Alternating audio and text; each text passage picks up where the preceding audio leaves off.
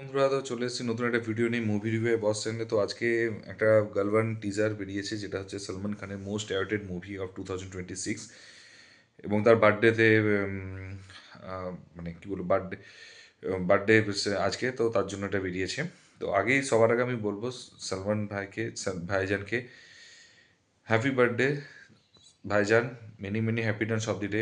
জন্মদিনে এটুকুই আশা করব যে যে মানুষটা 2010 থেকে 2020 সাল পর্যন্ত একের পর এক ব্লকবাস্টার এবং বলিউড বক্স অফিসকে কাঁপিয়ে গেছে, এবং যার হচ্ছে ক্রেজ ক্রেজ এবং হচ্ছে যার হচ্ছে মুভি বেরোলে সত্যি কথা বলতে কি সিঙ্গেল স্ক্রিন হোক মাল্টিপ্লেক্স হোক উড়ে যেত, সেই সলমান খানকে আমরা চাই আবার ব্যাক চাই, এবং সেই সল্লু ভাইয়ের কাছে এটুকু জন্মদিনের রিকোয়েস্ট, এবং আশা করব এই মুভিতে তার কামব্যাক হবে। তো কারণ এর আগে যে স্পেশালি কিসি কে ভাই কিসি কি জান হোক বা সিকান্দার হোক বা তার most Radhe the most wanted যে মুভিগুলো এসছে, সেইখানে সত্যি কথা বলতে কি সালমান খানকে এই মুভিতে অনেক ফিট লেগেছে, ওই মুভিতে ফিট নেই, ফিটনেসটা সত্যি খুব কম লেগেছে, এবং অ্যাক্টিং স্কিল হোক বা বাকি সমস্ত জিনিসই কিন্তু অতটা মানে not up to the mark actually লেগেছে, ঠিক আছে। তো আমার যেটা প্রবলেমটা, কিন্তু এটাতে কিন্তু অনেকটা বেটার লেগেছে। এবার আছে টিজারের কথা। টিজারে হচ্ছে এক কথায় আমি টিজারটা নিয়ে আমি বলবো। তো টিজারটা আমি সত্যি কথা বলতে কি বিলো এভারেজ লেগেছে, সত্যি কথা বলতে কি পার্সোনালি বলছি বিলো এভারেজ লেগেছে। এবারে কারণটা ডেফিনেটলি ওনাকে জিজ্ঞাসা হবে কেন লেগেছে। টিজারটাতে হচ্ছে প্রচণ্ড স্লো টিজারটা আছে। একটা টিজারে হচ্ছে আমি 1 মিনিট 12 সেকেন্ডের টিজার, যার মধ্যে নাম টাম দেখিয়ে সব কিছু 50 সেকেন্ডের টিজার আছে। তো সেইখানে হচ্ছে একটা ডায়লগ থাকবে এবং অ্যাকশন প্যাক্ট কিছু থাকবে, যে অ্যাকশন, যে একটা অ্যাকশন থাকবে এবং যে মারপিটের সিনগুলো থাকবে, এবং তার সাথে একটা রক মিউজিক থাকবে, যেটা হচ্ছে আরও বেশি হচ্ছে আমাদেরকে হচ্ছে তাঁতিয়ে দেবে সেইরকম টাইপের।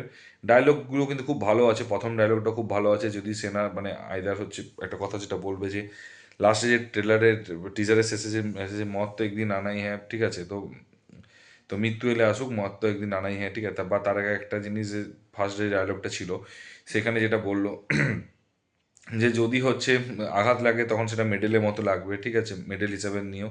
যদি মত আছে তাকে হচ্ছে স্যালুট করো, ঠিক আছে। তো এই জিনিসগুলো হচ্ছে দুটো ডায়লগ, সত্যি খুব সুন্দর ডায়লগটা ছিল। দুটো ডায়লগই যে ছিল, দুটো ডায়লগই মন ছুঁয়ে গেছে।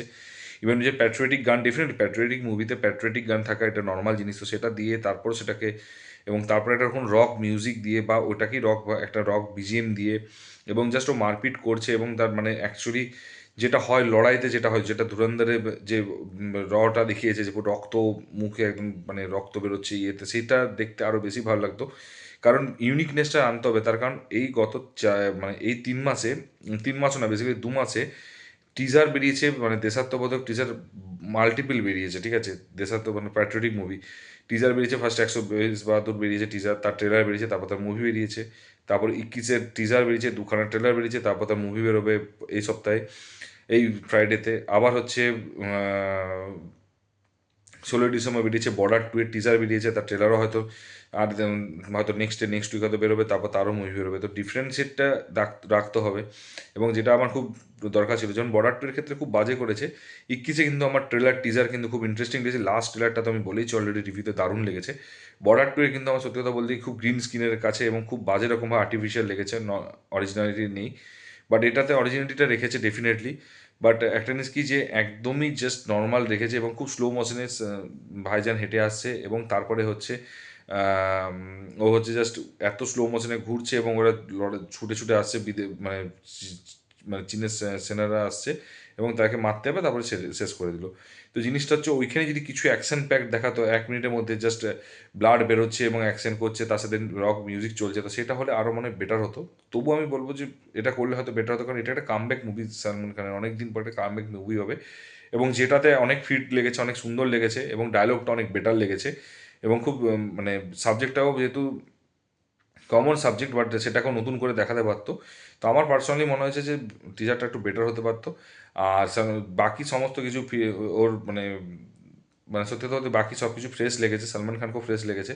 তো কামব্যাক মুভির জন্য যতটা বাজ ক্রিয়েট করা দরকার সেটা আমার মনে হয় না টিজারটা ততটা বাজ ক্রিয়েট করতে পারবে। তো বাকিটা হচ্ছে তোমরা মানে বাকিটা হচ্ছে ট্রেলার, যখন ট্রেলার বেরোবে বা সেকেন্ড লুক বেরোবে বা ট্রেলার বেরোবে, এটা April 17 রিলিজ হচ্ছে। তো তখনই হচ্ছে মানে বলতে পারা যাবে। এবং আমি এটুকু আশা করবো যে এটা অন্তত অ্যাটলিস্ট, আমি এখনও যেহেতু অনেক টাইম আছে হাতে, ট্রেলারটা অন্তত একটু বেশি করে খাটুক এবং চেষ্টা করুক যেন অন্তত বাজটা হিউজ ক্রিয়েট করতে পারে। এবং আমার মনে হয় টিজার টু বের করা উচিত।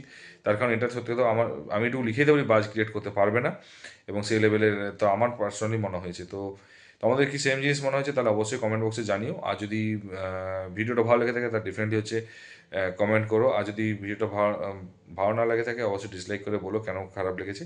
আর দেখা হচ্ছে পরের ভিডিওতে। ভালো থেকো, take care, tata, bye by.